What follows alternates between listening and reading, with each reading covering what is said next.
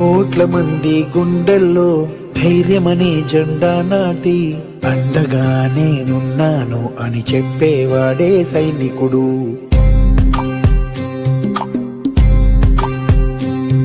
ఈ దేశమే సమత మమతలు పంచి జనుల హితము కోరిన గౌ